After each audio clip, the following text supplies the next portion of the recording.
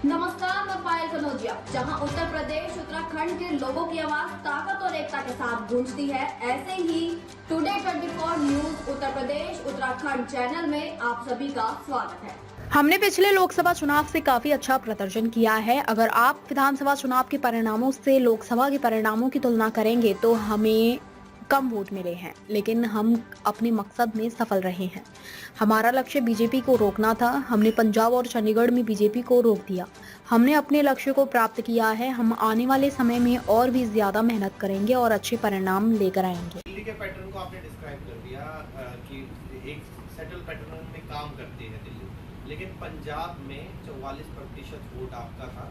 अभी 2022 का ये वक्त है, 92 सीटें आपकी थी, वहाँ आप कई सीटों पर बहुत ज़्यादा पिछड़ गए।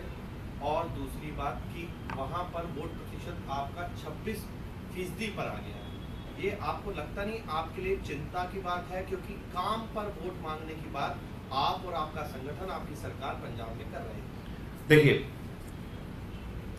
विधानसभा का चुनाव, कॉरपोरेशन का चुनाव और लोकसभा के चुनाव के अपने अलग कैरेक्टर होते हैं। आप इसको पुरानी हिस्ट्री, इलेक्शन हिस्ट्री निकाल के देख सकते हैं।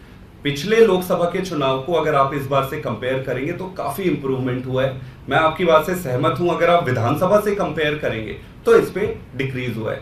लेकिन जिन परिस्थितियों में हमने चुनाव लड़ा, पहले तो आपको वो कंसिडर करना पड़ेगा।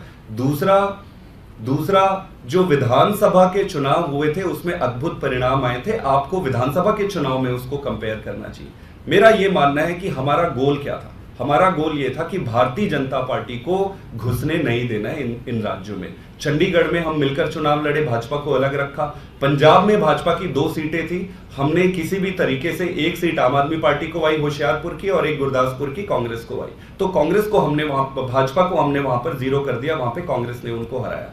जो मुख्य उद्देश्य था, आपको ये देखना पड़ेगा कि पूरी इंडिया गठबंधन का उद्देश्य क्या था और क्या आपने अपने उद्देश्य को अचीव किया। मुझे ये लगता है कि आज की तारीख में इन परिस्थितियों में जो उद्देश्य थे और जो अचीवमेंट हुआ है वो काफी अच्छा है। हो जाएगा आने वाले टाइम पे। मुझे लगता है कि इन परिस्थितियों में सारे लोगों ने मिलकर बहुत अच्छे निर्णायक भूमिका निभाई। भारतीय जनता पार्टी को वहां 0 कर दिए, ये इंपॉर्टेंट है। चंडीगढ़ से उनको भगा दिया, ये इंपॉर्टेंट है। हरियाणा में आप देखेंगे तो उनको बुरी तरीके से डिफीट किया, ये इंपॉर्टेंट है। गुजरात में कभी जो 0 आती थी विपक्ष की, वहां पर 1 सीटें आई, बाकी की कई सीटों पर उनके पसीने छुड़ा दिए, ये इंपॉर्टेंट है। मोटा मोटे आज देश के सामने एक ही चीज है कि नरेंद्र मोदी जी क्या नैतिक दायित्व लेंगे इन 63 सीट कम होने का।